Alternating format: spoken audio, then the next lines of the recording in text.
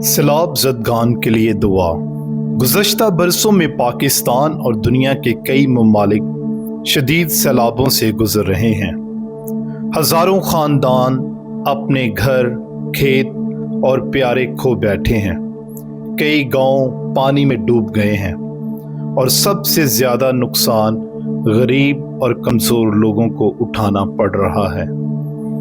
माहिरीन बताते हैं कि मौसमियाती तब्दीली, जंगलात की कटाई और कुदरती वसाइल के गलत इस्तेमाल ने इन आफात को और ज़्यादा बढ़ा दिया है। मसीही होने के नाते हमें ना सिर्फ दुआ करनी है बल्कि इन दुख उठाने वालों के साथ यकजहती में खड़े होना है। बाइबल मुकद्दस हमें याद दिलाती है कि खुदा ने एक बार बड़े सैलाब के ज़रिए दुनिया को पाक किया, लेकिन इसके बाद उसने नूह के साथ एक अहद बांधा और खुदा ने कहा, तो मैं इस अहद को याद करूँगा जो मेरे और तुम्हारे और हर जानदार के दरमियान है। तूफान का पानी दोबारा ना चढ़ेगा कि तमाम जानदारों को हलाक करे। कमान जब बादल में होगी मैं उसे देखूंगा और मैं उस दायमी अहद को याद करूंगा जो खुदा के और हर जानदार के और हर मखलूक के दरमियान कायम है। तकवीन 9 बाब 15 से 16 आयत मुकद्दसा। कौसी कज़ा उस अहद और उम्मीद की निशानी बन गई। आज भी अगरचा सैलाब तबाही लाते हैं, हम खुदा के वादे पर ईमान रखते हैं कि वो हमारे साथ है, हमारे खिलाफ नहीं। ये आफात हमें याद दिलाती हैं कि ज़मीन खुदा की अमानत है और हमें उसकी देखभाल करनी है। तकवीन 2 बाब 15 आयत। और एक दूसरे की खिदमत करनी है। जब कुदरती आफात आती हैं तो हमें दिल में हमदर्दी और हाथों में सखावत रखनी चाहिए।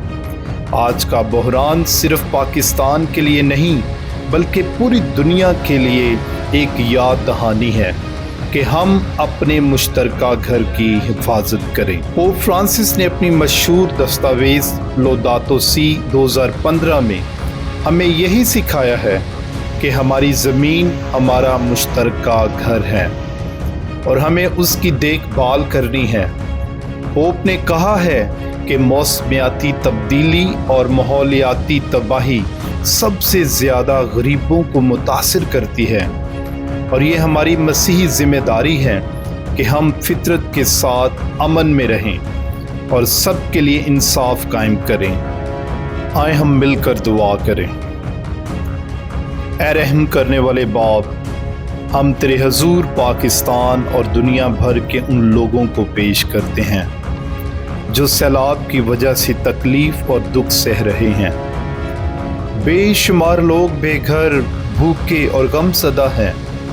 ऐ खुदा, तो इनका सहारा, पनाह और कुव्वत बन जा। ऐ खुदा, तूने नूह से वादा किया था कि फिर कभी ज़मीन को सैलाब से हलाक ना किया जाएगा। तकवीन 9 बाब 11 से 15 आयत। अंधेरों के इन बादलों में हमें तेरी उम्मीद का कौसे कज़ा दिखा। हमें दोबारा तामीर करने, शफा पाने और नई ज़िंदगी की राहों पर चलने की तौफीक दे। ऐ खुदावंद यीशु मसीह, हमारे निजात दहिंदा, जिसने समंदर के तूफ़ानों को खामोश किया, अपने लोगों के दिलों में खौफ और मायूसी के तूफ़ानों को भी खामोश कर।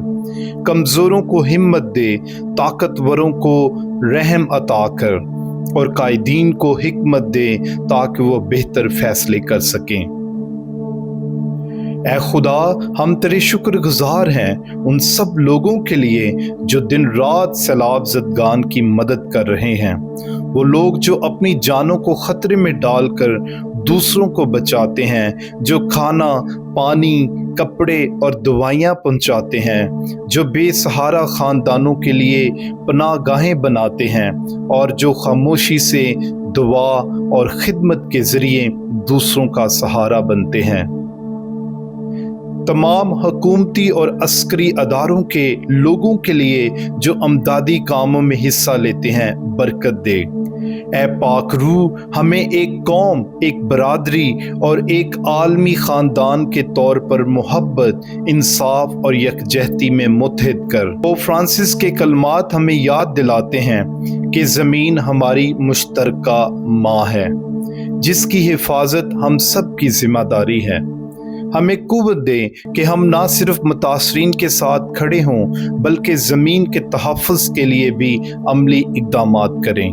یہ سب کچھ خداوند یسوع مسیح کے وسیلہ سے مانگتے اور پا لیتے ہیں، آمین۔